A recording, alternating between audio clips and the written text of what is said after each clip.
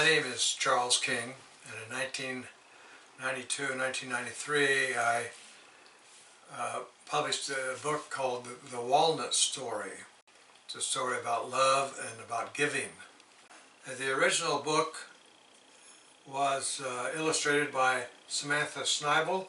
She was a co-worker with me, and so I'm going to read that book. And this is dedicated to my daughters, Wendy and Jennifer, and to my granddaughter, Sarah, who has shown to me anew the delights of childhood. Chapter 1.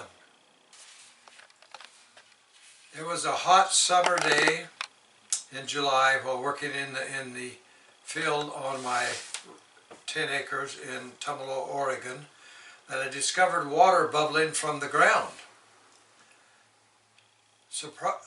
Surmising that the water line had a leak and begrudging the work, I turned the water off up to the house from the cistern and began to dig a 3-foot hole in order to repair the pipe. And so I took a saw and a flashlight and a new piece of pipe, clamped it together and made the repair. But just as I was easing the clamp, the earth gave away and I fell down about 6 feet. After the initial shock and surprise of the event, I could see that I was inside the cave. Standing up, brushing off the dirt, and then climbing out, I went to the house to get a flashlight. Back at the hole, I lowered myself down into the cave. I crawled downward for about 20 feet, and then there was a slight curving for about 10 feet. And around the curve, I found myself inside of a cave 70 feet long, 30 feet wide, and 20 feet high. So in this story, the light was coming in around huge boulders and lava rocks where animals must have been digging over the many years. Off to the left side of the cave was a tree with its branches stretching towards the light. On the tree were walnuts. Walnuts? How did a walnut tree get on into this cave? Well, I calculated that this tree was watered by an underground water source, possibly by an underground river, and the depth of the cave kept it from freezing. And with enough sunlight streaming through the holes to nourish the walnut trees, then it grew. I wondered if the walnuts were edible, and upon opening one, instead of a walnut, I found candy. I said, candy? What? I quickly opened another and found money, and another walnut yielded a stamp, another one a diamond, and another one some gold. So I took those items, those prized items, and after much wonderment, placed them upon my chest of drawers in my bedroom.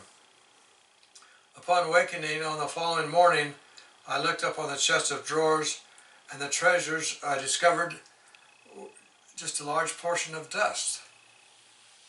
The walnuts I had given to other people, whatever was inside, did not turn to dust. So if I opened the walnut and kept the gift for myself, the gift would turn to dust. I learned to give for the joy of giving, to see the facial expressions of surprise, anticipation, happiness, and the joy of others. I wanted to know how the walnut tree came to be in that cave. I decided to ask God, because I knew that God would answer anything that I would ask Him. That night I was given a dream, and I knew the truth about the story and the walnut tree. Chapter 2. The young boy knew that this was the place of meditation towards which the Great Spirit had led him. He had gathered juniper wood and sagebrush, built a fire, put down his blanket, crossed his legs, and began to worship the Holy Spirit. All of a sudden there was a great shining light in the cave, and it enveloped him, bringing such joy and peace, but so powerful he could not get up. If he tried, he was knocked down by the power of the light. The light of the Great Spirit was so great that he could not look upon it. As he lay there, he thought he should be afraid, but he was full of peace and joy, and the tears came freely, and a warm feeling slowly ascended from his toes to his head, and he was given his vision. Chapter 3 is the vision. The Great Spirit spoke, "I will give to you the name of Red Eagle, for you are to go on a great journey, and for that journey you will need the wings of an eagle. You will travel for a long time to witness a prophecy that has been foretold in the stars and in the legends of your people. I'm going to give a gift to the world which will save them from the evil spirit. You will be there to witness that gift, and when you are old you will return to this same cave. The gift I am going to give you is my son, and he will be born in human form. You are to go with him until he dies, and when you begin your return journey, you will learn what it is to give the gift that keeps on giving. When you return, you will bring with you a container of nuts, which my son will bless. You will give them all away except for the last one, which you will plant in this cave." Then he heard a loud cry on the ground above, and he was bid by the Great Spirit to climb the ladder. There, before his eyes, was a great red eagle. The boy knew he was to climb on the back of the eagle, and the Great Spirit told him that in this vision the eagle would show him the route he was to take when the time was proper. The red eagle took several running steps and slowly began beating his wings, and the ascent began. They flew north to the great river, which the boy knew as he had been there before to catch salmon. Then they went towards the great water and then turned north again. He was shown the Indians that lived in the land of the white ground. He saw great white bears, a fish bigger than his teepee, and a strange deer that had large, unusual antlers and swam rivers.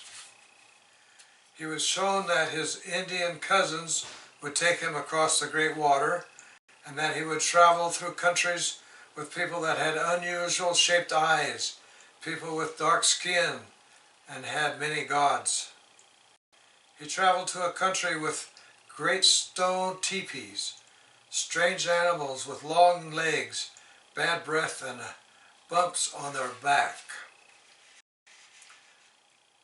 Then the great eagle flew to a land to show the boy from where the Great Spirit's son would be found. Chapter 4. The training. When the boy awoke from his vision, the fire had long gone out and he was very hungry. He ate some dried meat that he had in his deerskin bag, and he climbed out of the cave and went back to his teepee.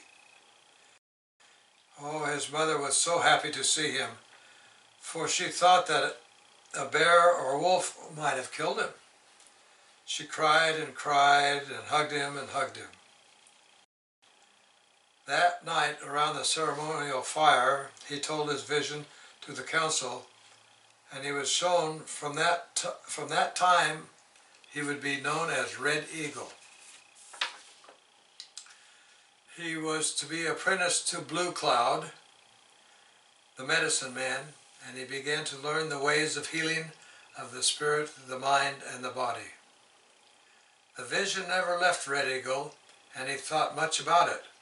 He had many questions, the foremost of which was, what is the gift that keeps on giving? It must be something so great and so wonderful, yet he could not understand what it could be. While learning the wise ways, he would always be looking for that gift.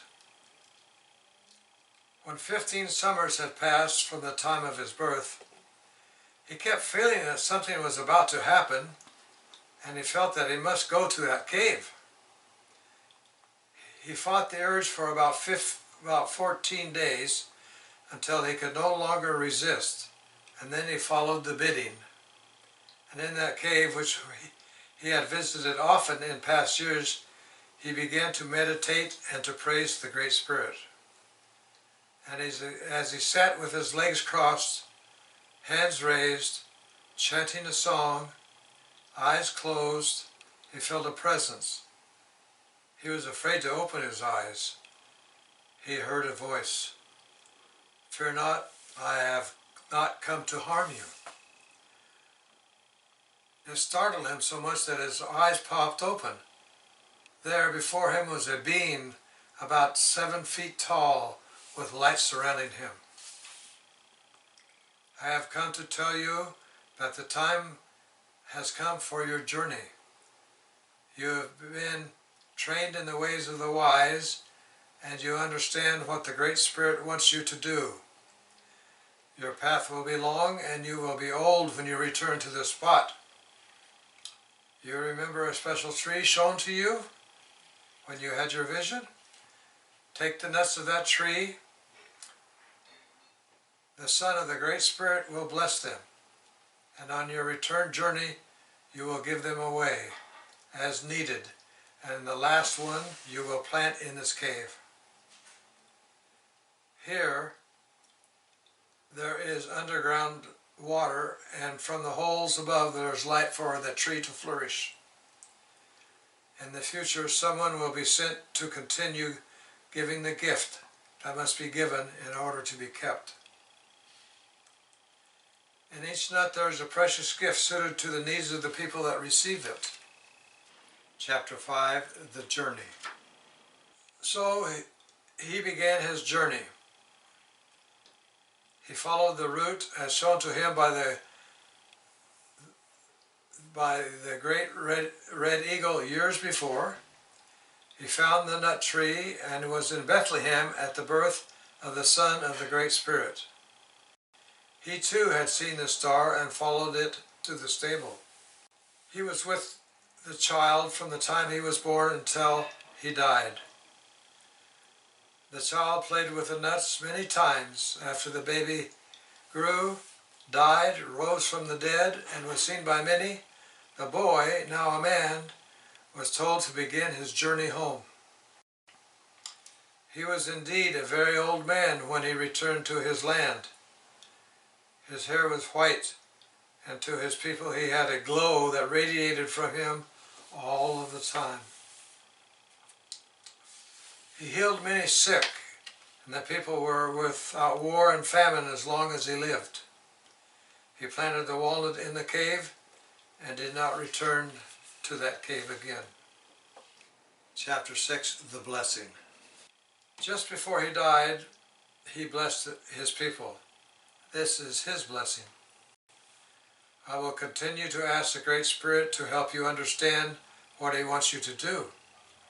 I will continue to ask the Great Spirit to make you wise about spiritual things, that the way of your life will be to always be doing good and kind things for others. I will continue to ask the Great Spirit that you will all the time be learning to know the Great Spirit better and better. That you will be filled with the mighty, glorious strength of the Great Spirit so you can keep going no matter what happens. You will always be full of the joy of the Great Spirit, that you will also be thankful to the Great Spirit who has made you fit to share all the wonderful things belonging to those who live in the kingdom of light. For the Great Spirit has rescued you out of the darkness and the gloom of the evil spirit's realm, and brought you into the kingdom of his dear Son, who bought your freedom with his blood and forgave all your bad deeds. When Red Eagle died, his people placed him in a burial spire high in a giant tree. As the people were doing the burial dance, a great light from the heavens shone on the tree, and many spirits were seen escorting Red Eagle to the Great Spirit's teepee. The end.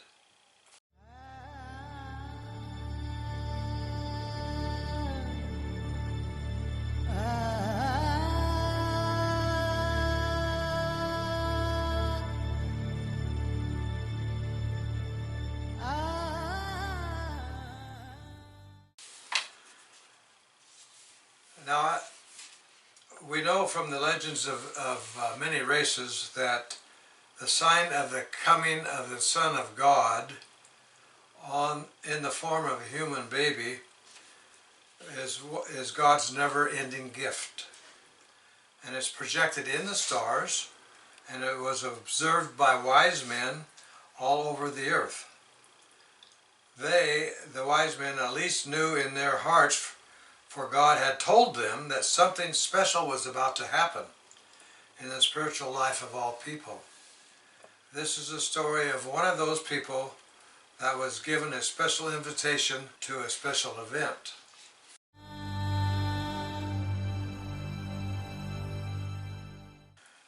In Central Oregon, there are the Warm Spring Indians, and they would, when the boy became 12 years old, and he would seek out his animal spirit, and in order to do that, he would go and separate himself from the tribe and seek the Great Spirit. And this is what he had found, this cave and gone into it, and that's when all this happened to him.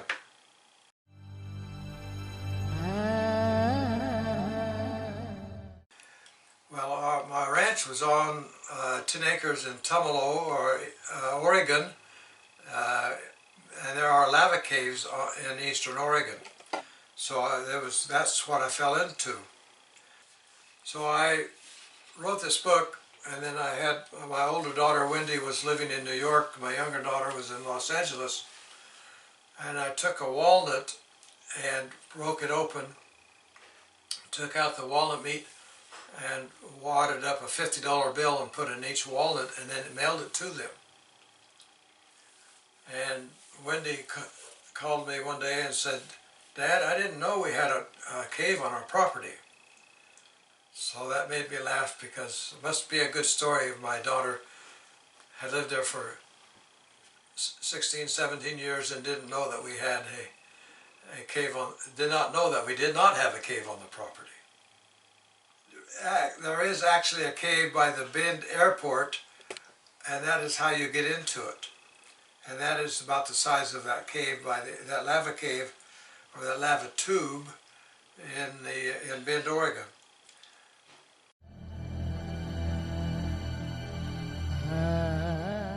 I printed this book in 1993, and in 1997 I reprinted it and had a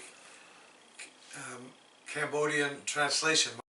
The Walnut Story, a story of love and giving, by Charles King, illustrated by Samantha Snivel, translation by Kakrona Kim, and by Laroni Yim. So on this side is English, you flip it over and you've got Cambodian, and in the Cambodian language, and with other pictures and illustrations. The end.